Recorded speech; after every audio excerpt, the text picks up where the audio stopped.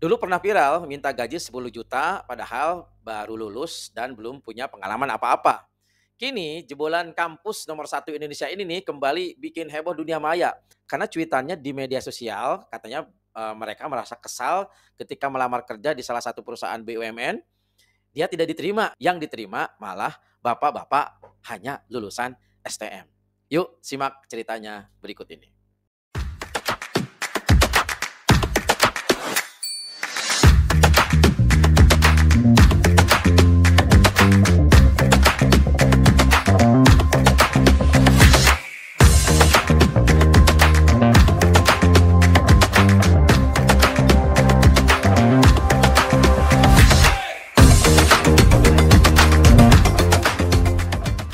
Anak jebolan kampus nomor satu di Indonesia ini juga mengungkapkan bahwa bapak-bapak tersebut selain lulusan STM, ternyata memiliki sertifikat kompetensi welding dan pernah kerja di Italia, artinya pengalamannya udah jauh ya ke luar negeri, di Eropa pula. Dan yang bikin endak katanya, dia itu langsung ditawari nego gaji oleh perusahaan BUMN tersebut. Nah menurut dia nih ya, ini nggak masuk akal banget. Kenapa demikian? Karena masa lulusan kampus ternama gitu ya, kalah sama bapak-bapak lulusan STM pula. Kemudian juga dia mempertanyakan di cuitannya itu, kenapa sih perusahaan Indonesia saat ini tidak percaya sama sarjana-sarjana hasil negeri sendiri. Malah bapak-bapak cuma STM, ijazah STM, hanya modal, lisensi kompetensi welding gitu ya, diterima, katanya begitu. Cuitan di atas lantas direspon oleh PT PAL Indonesia. Menurut, perusahaan tersebut bahwa perusahaan tidak hanya mencari kandidat yang bisa satu posisi, namun memiliki sertifikasi dan jam terbang yang tinggi. Ya otomatis ya namanya fresh graduate walaupun lulusan dari kampus ternama, ya nggak diterima karena perusahaan tuh butuh yang siap kerja gitu ya, yang siap dan punya pengalaman, punya sertifikasi pula. Kemudian menjelaskan lagi bahwa kebutuhan welder atau juru las di PT PAL Indonesia ini tidak hanya dituntut bisa satu posisi saja, bisa satu posisi pengelasan saja, tapi juga harus memiliki skill dalam berbagai teknik pengelasan. Seluruh juru las di PT PAL nih menyampaikan lagi, diharuskan memiliki sertifikasi, kemudian keterampilan dan jam terbang yang tinggi. Demikian ditulis oleh akun resmi PT PAL Indonesia. Jadi dijelaskan kenapa sih yang diterima itu hanya lulusan STM, sementara yang kampus keren itu nggak diloloskan gitu ya, nggak diterima. Mungkin teman-teman juga ingin tahu nih, ini siapa sih PT PAL itu sehingga menjadi perusahaan yang, apa namanya, incaran para fresh graduate, bahkan mungkin lulusan sarjana S1 di Indonesia. Nih saya ceritakan sedikit ya tentang PT PAL ini. Jadi teman-teman, PT PAL Indonesia ini adalah perusahaan BUMN yang merupakan perusahaan galangan kapal terbesar di Indonesia. PT PAL ini memiliki keunggulan bisnis pada kapabilitas pembangunan dan rancang bangun kapal dan niaga, kemudian kapal selam, maintenance repairs, kemudian overhaul dan produk-produk kemaritiman. Kemudian general engineering yaitu produk energi dan elektrifikasi serta teknologi development. PT PAL Indonesia Persero ini bermula dari sebuah perusahaan galangan kapal di zaman pendudukan Belanda bernama Marine Establishment atau disingkat ME dan diresmikan oleh pemerintah Belanda pada tahun 1939. Nah, pada masa pendudukan Jepang, nih PT PAL ini beralih nama menjadi PT Kaigun SE 2124. Nah, setelah zaman kemerdekaan, pemerintah Indonesia menasionalisasikan perusahaan ini dan mengubah namanya menjadi PT Penataran Angkatan Laut atau disingkat PT PAL. Kemudian pada tanggal 15 April 1980, berdasarkan peraturan pemerintah nomor 4 tahun 1980, status perusahaan berubah dari perusahaan umum menjadi perseroan terbatas. Peran PT PAL Indonesia Persero ini semakin kuat setelah dikeluarkannya Undang-Undang Nomor 16 Tahun 2012 tentang Industri Pertahanan. Berdasarkan undang-undang tersebut, PT PAL Indonesia secara profesional mengemban amanah sekaligus kewajiban untuk berperan aktif dalam mendukung pemenuhan kebutuhan alutsista, matra laut, dan berperan sebagai pemandu utama atau lead integrator matra laut. Jadi intinya PT PAL ini ada perusahaan plat merah yang memproduksi peralatan kebutuhan laut di Indonesia. Kita ambil hikmah dari sarjana yang baru lulus tadi, kemudian dikalahkan oleh bapak-bapak STM. Mengutip dari pernyataan Pak Nadiem Makarim dulu ketika pertama kali diangkat sebagai Mendikbud, nih beliau mengatakan begini ya, bahwa Indonesia saat ini sedang memasuki era di mana gelar tidak menjamin kompetensi, kemudian kita memasuki era di mana kelulusan tidak menjamin kesiapan berkarya, akreditasi tidak menjamin mutu, kita memasuki era di mana masuk kelas tidak menjamin belajar. Dan demikian kata Pak Nadiem saat memberikan sambutan di acara serah terima Rektor Universitas Indonesia di Depok pada tanggal 4 Desember 2019 pada saat beliau diangkat sebagai Mendikbud. Atau baru-baru ini Deddy Corbuzier juga sering mengatakan di konten-kontennya bahwa dia merekrut tim itu tidak berdasarkan lulusan, tapi berdasarkan skill. Bahkan katanya nih, sekelas Google dan Apple saja merekrut bukan berdasarkan ijazah, tapi berdasarkan keterampilan yang dibutuhkan. Apakah saya pernah melihat orang yang kerja sama saya S1, S2, atau S3? Enggak. Dan Google sama Apple sekarang sudah tidak melihat ijazah. Jadi pada saat dites, direkrut, ijazahnya nggak dilihat, langsung dikasih job, dikerjakan, kalau bisa, kalau bagus direkrut, kalau enggak ya minggir gitu ya. Nggak ngelihat ini lulusan dari mana, dari luar negeri, dari dalam negeri, kampus Bonafit, kampus nomor 1 dan lain-lain. Yang penting dia bisa kerja. Begitu yang sering disampaikan oleh Mas Deddy Corbuzier di beberapa konten-kontennya. Seharusnya dengan pernyataan Pak Nadiem, kemudian kampanye-kampanye yang disebarkan oleh Mas Deddy di atas nih, menyadarkan semua sivitas akademika, termasuk adik-adik nih yang baru lulus atau yang sedang kuliah saat ini di kampus-kampus. Bahwa sekarang ini sudah tidak bisa berlindung di bawah nama besar sekolah, di bawah nama besar alma mater atau kampus. Sekarang ini sudah zaman VUCA. Hari ini A, besok arah bisnis bisa jadi B. Oleh karena itu, industri tidak mau berisiko dengan menerima lulusan-lulusan yang hanya modal ijazah atau bermodalkan nama besar kampus saja, tapi nggak bisa kerja. Bukan kata saya ya, kata Mas Deddy Corbuzier ya. Jadi saat ini perusahaan akan menerima kandidat karyawan dengan skill dan sertifikasi tertentu. Karena kalau misalnya mendevelop lagi, membangun lagi dari awal atau dari nol, akan banyak makan waktu dan biaya nih. Bahkan dalam sebuah keterangan nih, ternyata perusahaan itu menghabiskan 20% biaya operasionalnya untuk perekrutan program karyawan baru. Nah, jadi masuk akal. Perusahaan nggak mau keluar uang banyak untuk mendevelop anak-anak baru atau mendevelop karyawan-karyawan baru karena cukup mahal biayanya. Jadi masuk akal kalau saat ini perusahaan akan memilih kandidat yang memiliki skill yang dibutuhkan saat perusahaan mau merekrut atau membutuhkan tenaga kerja.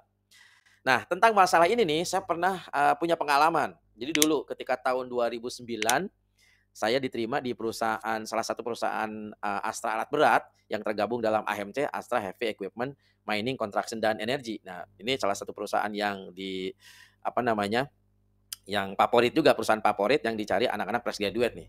Jadi dulu tahun 2009 ceritanya saya dipanggil di, salah satu grup AHMC tersebut untuk tes. Nah, teslah saya datang, ada 25 orang. Banyak ya kampus jebolan. Oh ya tentunya kampus-kampus yang keren ada ya mungkin yang kampus yang dari Bandung yang keren gitu ya. Kemudian ada juga BINUS, ada yang dari Andalas ya termasuk UI juga, ada IPB dan lain-lain. Nah sementara waktu itu umur saya 28 tahunan lah ya.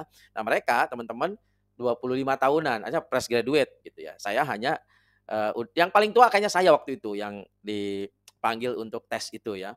Dan selain paling tua, IP saya juga di bawah 3. Kan sebenarnya salah satu syarat itu kalau tidak salah ya, itu harus IP-nya di atas 3 kalau mau ngelamar ke Astra Group. Ini kalau tolong dikoreksi teman-temannya kalau salah. Nah, waktu itu saya IP-nya hanya kurang dari 3 lah ya, tapi di atas 25 tentunya, di atas 2,5. Jadi, pendek cerita yang dites 25 orang itu luluslah 5 orang ke, mmm, tahap akhir interview dengan BOD.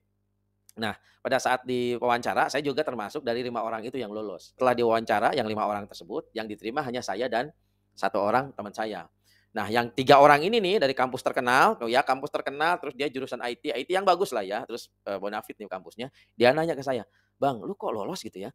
Padahal lu bukan dari kampus ternama gitu ya. Lu apa sih? Apa punya orang dalam?" Teman-teman dalam tanda kutip ya, saya tidak punya orang dalam di situ, saya juga tidak punya saudara gitu ya, saya juga nggak bayar gitu ya, nggak bayar untuk dites di situ gitu ya. Terus saya bilang, "Lu tahu nggak lowongan di sini apa?" "Lowongan di sini yang gue tahu sih bisnis konsultan Bang, untuk alat berat," gitu ya. Lah terus tadi pas diwawancara gimana? Ditanya apa sama, BOD gitu ya. "Gue ditanya begini," katanya, "Dirimu kan lulusan IT nih, ya di sini ada lowongannya adalah untuk bisnis konsultan ya SS, sales lah, sales alat berat."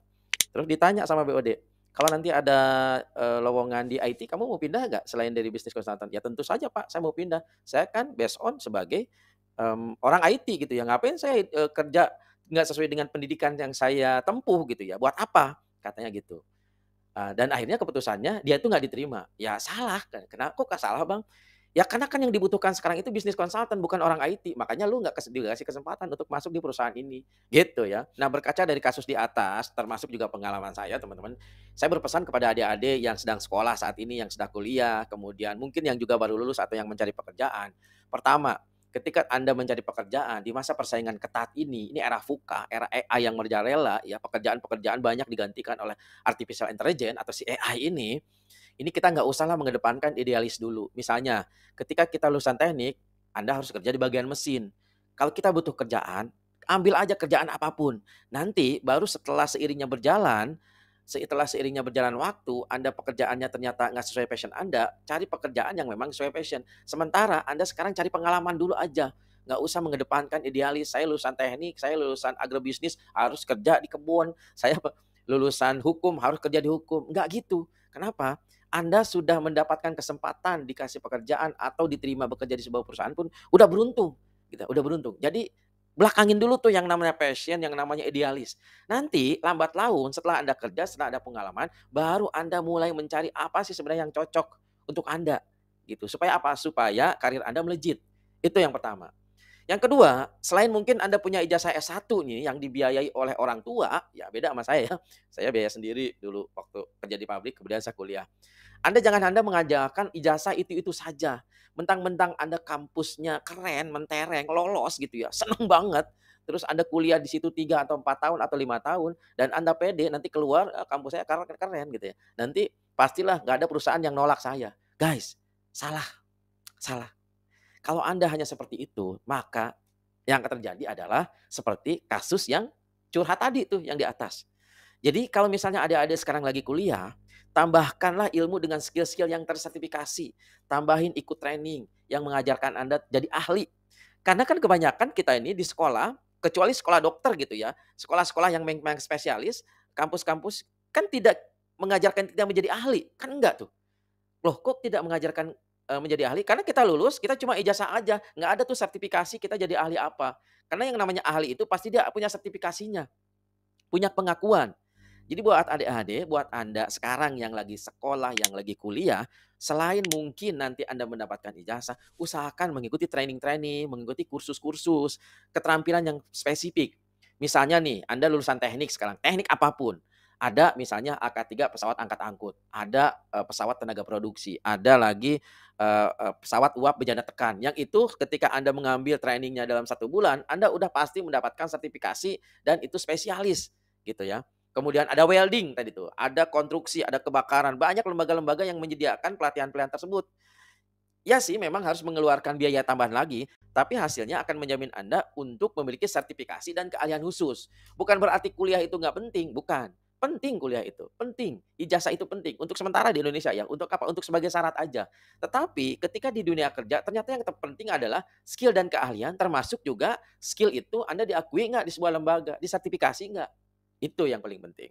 Jadi, pertama, kesampingkan dulu yang namanya idealis. Dan yang kedua, selain Anda kuliah, tambahkan ilmu-ilmu yang itu menjurus kepada Anda menjadi seorang ahli. Yang ketiga, buat Anda yang lulusan STM atau SMK. Nih ya, saya ini lulusan STM ya dari Sukabumi. Berkaca dari kasus ini membuktikan bahwa ijazah atau lulusan dari mana tidak terlalu menjadi pertimbangan perusahaan-perusahaan saat ini untuk merekrut seorang tenaga kerja. Tapi yang didahulukan adalah memiliki keterampilan praktis, sertifikasi dari lembaga pelatihan tertentu. Jadi jangan berkecil hati, Anda tidak merasakan bangku kuliah karena keterbatasan biaya dari orang tua kita atau mungkin kita keburu nikah yang tidak bisa melanjutkan kuliah karena harus ada punya anak, punya istri. Ini untuk meningkatkan skill dan kompetensi bisa dengan jalan lain. Ikuti pelatihan-pelatihan yang singkat dan spesifik tentang keahlian tertentu. Kisah di atas ini terbukti dengan memiliki skill dan kompetensi, ini kita menjadi yang pertama, memiliki kepercayaan diri dan lebih profesional. Yang kedua, diakui negara karena berstandar kompetensi nasional. Dan yang ketiga, bernilai jual tinggi di lembaga swasta dan lembaga negara. Yang keempat, banyak dicari di perusahaan karena dibutuhkan. Dan yang terakhir, otomatis kalau kita punya pengalaman, kita punya skill yang tersertifikasi, kita punya kompetensi, penghasilan kita akan meningkat dan otomatis hidup kita akan sejahtera dan bahagia. Nah, itulah pentingnya kalau kita memiliki skill dan kompetensi secara spesifik. Ngomong-ngomong tentang training skill dan kompetensi, ini lembaga pelatihan Kaizen Training juga teman-teman menyediakan pelatihan operator pesawat angkat angkut, forklift, kren, alat berat dan yang lainnya. Termasuk juga sudah pasti mendapatkan lisensi atau sertifikasi dari Kementerian Tenaga Kerja Republik Indonesia. Yuk cek di link www.kaizen.com atau di klik link di deskripsi jika Anda mau tahu tentang informasi pelatihan alat berat lainnya. Silahkan like, share, dan subscribe supaya Anda tidak ketinggalan update dari channel saya ini. Terima kasih. Saya Usman Effendi. Assalamualaikum warahmatullahi wabarakatuh. Anak STM keren.